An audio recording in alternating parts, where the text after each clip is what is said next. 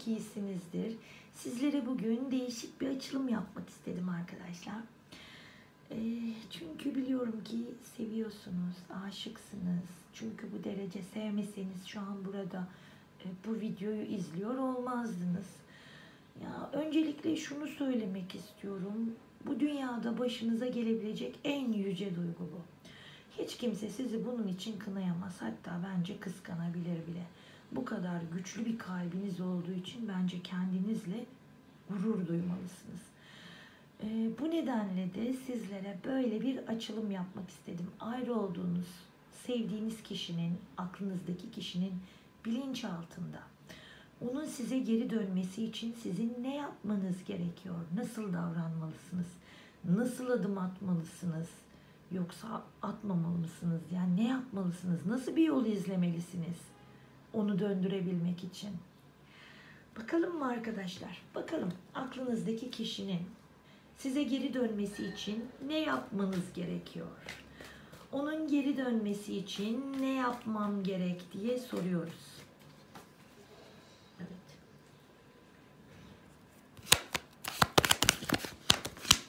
Birinci kart uçtu.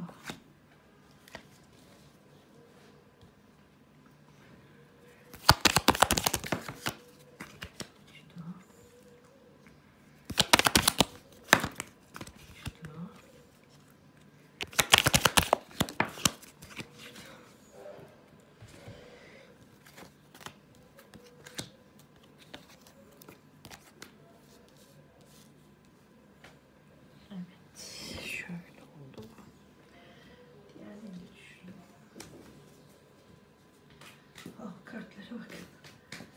Evet.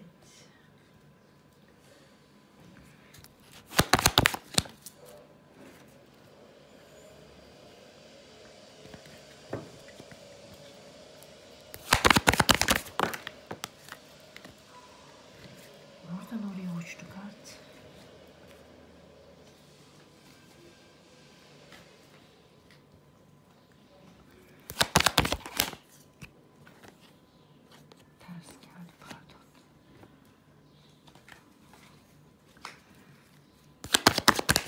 Siz buraları sardırabilirsiniz arkadaşlar. Görünüyor mu? Şu şekilde görünüyor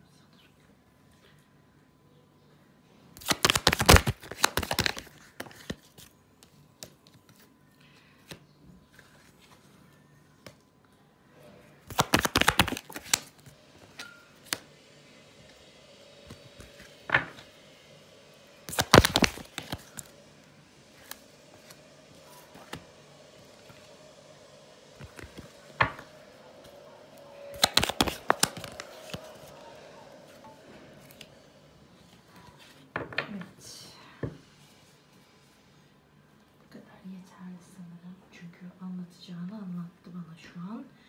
Ay bir de dönüşüm için düşürelim bakalım neymiş. Dönüşüm için de alacağım.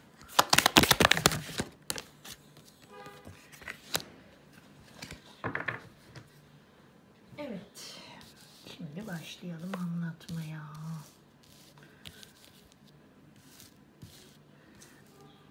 Şimdi ilk olarak umarım görebiliyorsunuz. Şimdi ilk olarak arkadaşlar diyor ki acını ne kadar doruk noktasında yaşarsan yaşa. Acını ne kadar dip noktada yaşarsan yaşa.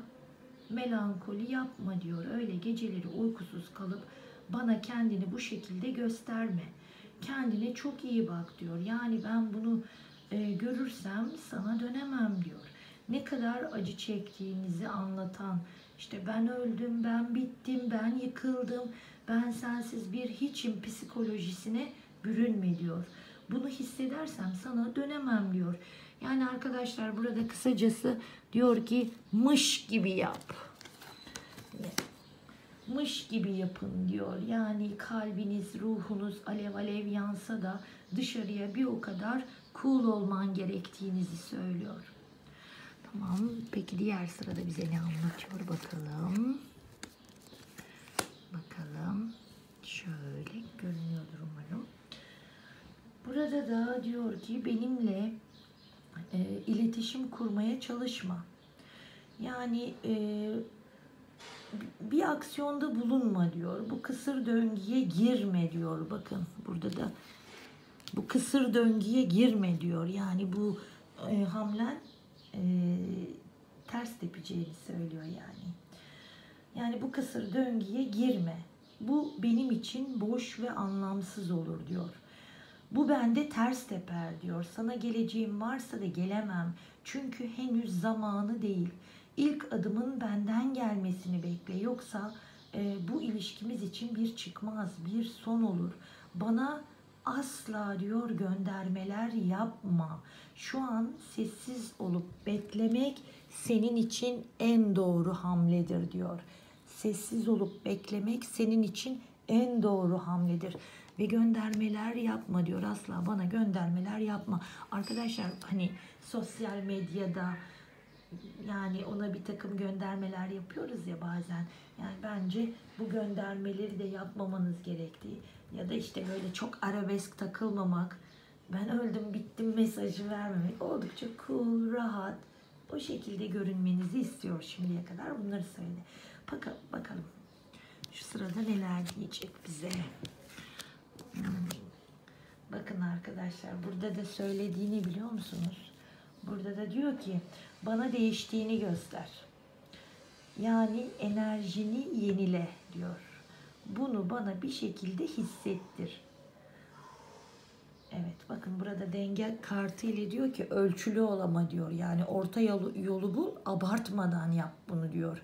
Yani bunu diyor benim gözüme soka soka yapma.